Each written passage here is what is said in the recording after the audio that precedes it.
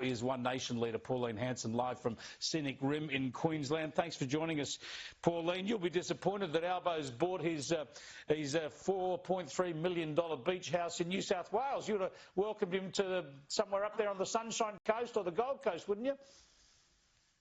Chris, I was just absolutely furious when I heard this, and especially when he said, well, look, my mother, and he brings out the crocodile tears about his background, grew up in a house commission, but then to say, well, his mother is for 65 years in the same house that she was actually born in, so it couldn't have been that bad in a house commission house whatsoever. So I'm sick of the crocodile tears and his background and poor conditions of how he lived and all the rest of it.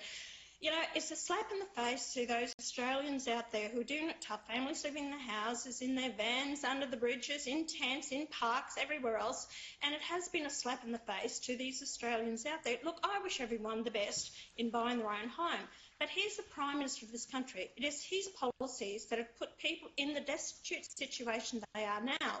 The high immigration as well, and they said at 517,000 it was unsustainable. We'll have to cut back on immigration. They've done absolutely nothing about it. It's still at the same numbers to this day. You've got not only the migration that's coming to Australia, there were 650,000 houses were short in the housing market. You've also got the foreign students in Australia, just under 1 million foreign students. It's estimated about 200,000 are in the country as a scam, signing up to the scam vocational educational or English training programs. They shouldn't be in the country at all, so they're taking up the housing as well. There are many things that we can address. And I'm going to pick up the Liberal Party on this, Michael Schuker.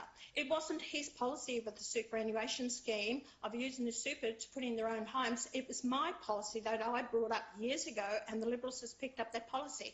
I'm glad they have, because it's a very good policy, but it was my policy that I raised this in the first place. Well, there you go. They've picked up on your idea. They did that very late in the last election campaign. I thought it was their best policy, and they only brought it out in the last week. But we want to see more of that. I just want you to follow up on immigration, because Dick Smith again has spoken about this. You know, he's a great Australian, Dick Smith, and he's been on this for a long while. He just says, and he's right, that our current rates of immigration are unsustainable. But incredibly, even the Labor government has admitted that it's too many and they need to cut it back. But they don't seem to be able to do that. They say one thing and yet immigration is still running out of control. It is, because it's propping up the GDP. It's propping up the economy. Otherwise, we will be in a per capita recession. That's the problem with it, and the high inflation that we will have. So people are struggling. You know, Anthony Albanese with his new home and all the rest of it, he doesn't have to queue up to see the doctor or go to the hospital or actually, you know, to find a house to rent, and it's out of their boundaries of being able to pay rent. He's not in touch with the grassroots Australians. But hang on, Pauline. Hang on, Pauline. Don't you know he grew up in social housing?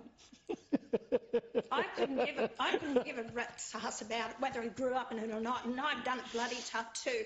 You know, with 2 kids as a single mother at 21 years of age, so I can, you know, boo-ha about my past and all the rest of it. But we are now members of Parliament. We are leaders of this nation.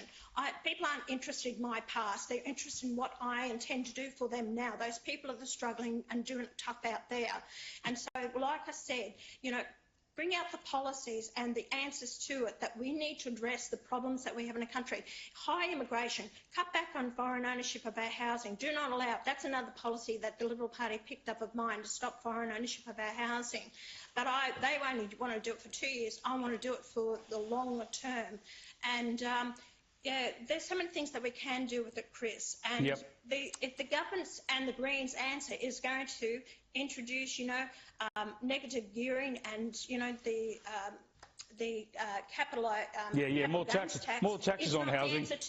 That's the opposite. It won't work. It won't work. Yeah, we've been down that route before. I was going to get your thoughts on the state election, but we're out of time. On the Queensland election, we're out of time, Pauline, and I'll catch you on that next week.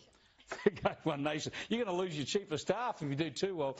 Pauline Hanson there. We'll catch up with her on the state election next week. We're going to get to a break now. And